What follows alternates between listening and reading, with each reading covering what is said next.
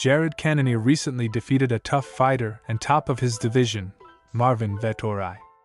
Afterwards, he said in an interview that he wouldn't mind fighting Hamzat if the UFC guarantees him a title fight. Hello fighters. This is World of MMA. In today's video I will give a prediction on a potential fight between Khamzat Chimaev and Jared Cannonier. But before the video starts, don't forget to subscribe to the channel and like it so you don't miss the next videos. Here we go. Jared Cannonier, despite being 39 years old, still performs at the highest level. In his last fight, he took out a young Italian all 5 rounds. We all saw that his striking technique is still one of the best in the middleweight division. Brendan Allen, who recently defeated Bruno Silva, let it slip in his interview that he was told not to call up Jared for another fight, since he has a contender with another fighter. Most likely it will be Khamzat Chimaev. This is a huge opportunity for Khamzat to get a title fight right away. I won't drag it out too long and let's get right to the breakdown of this fight. Let's go. Khamzat Chimaev stormed into the UFC. In recent history, since the promotion moved away from one-day tournaments, no one has managed to get 2 wins in 10 days. And not just any victory, but 2 bright and early victories. And what's even more amazing is the special attitude of Dana White, who doesn't even deny it. The UFC boss has confirmed it repeatedly. Khamzat, who was born in the Chechen Republic, moved to Sweden when he was 19 and fights for the Scandinavians. But back to MMA. After his bright debut, Boers got Gerald Meerschaert, but before that fight the next one against the famous Damian Maia was already being discussed. The Brazilian was the 7th-ranked fighter of the time, and beating him could make Khamzat even more popular. The Swede hardly needed a hype, because he is already well known to MMA fans after his outstanding debut. But a victory over an eminent opponent is another matter, because Chimaev's first 2 opponents in the UFC had only 1 victory under their belt. Meerschaert, Chimaev won by 1 punch in fact, and many said that Gerald was another sack.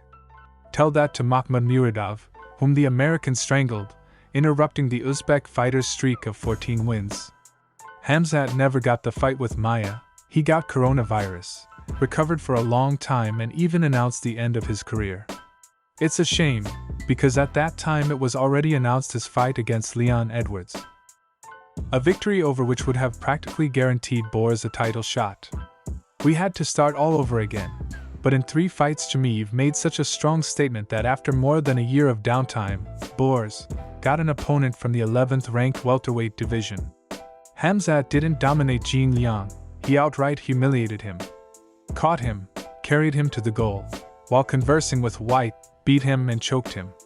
Once again without missing a beat. Many had talked about an aura of invulnerability before, but after the fight against the Chinese, that talk intensified.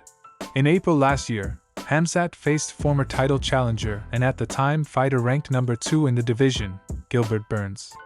Chimaev missed more punches than he had in his entire career, exchanged a lot of punches with his opponent, fell, and completely backed away from the game plan.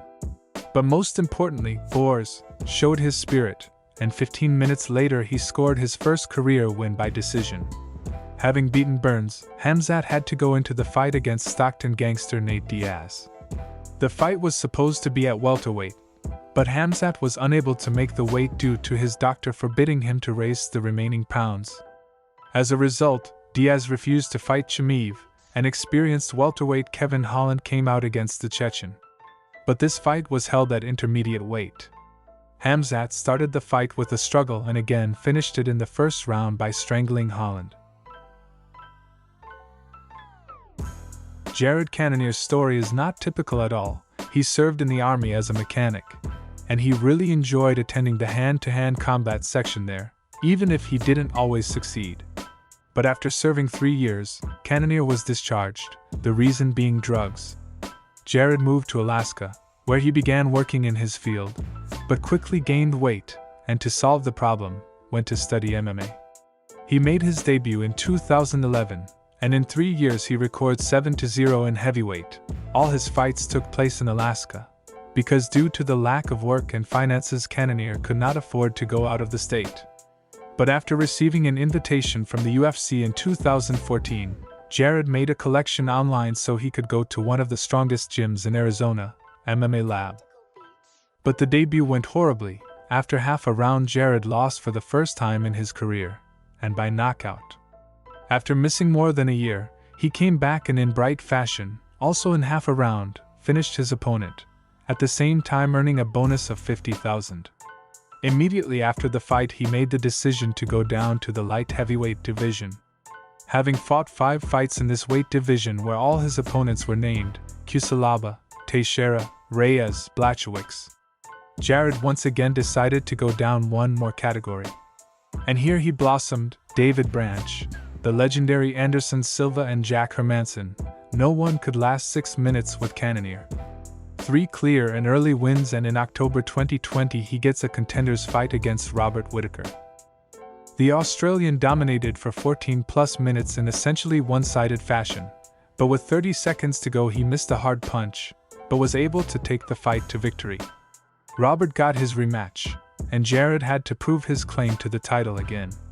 He confidently defeated Gastelum, and a few months later, after knocking out Derek Brunson, he climbed to the 2nd place in the division and had a chance to fight for the belt. However, he lost the belt fight to Adesanya. But after the loss he was able to rehabilitate with 2 decision wins over Sean Strickland and Marvin Vettori. Let's move on to Khamzat Chimaev's striking technique. Khamzat has knockout power. He knocked out Gerald Meerschaert and Ikram Aliaskarov that way. However, in his fight against Gilbert Burns, he showed that there are gaps in his defense. He missed a lot of unnecessary punches. But still, he's good at jabbing and keeping his opponent at distance. And now on to Jared Cannonier, where he shows himself getting better and better with each fight. He has beaten many of the top punchers in the middleweight division. In his last fight in general, he surprised everyone with his punching technique. He decalcified the Italian.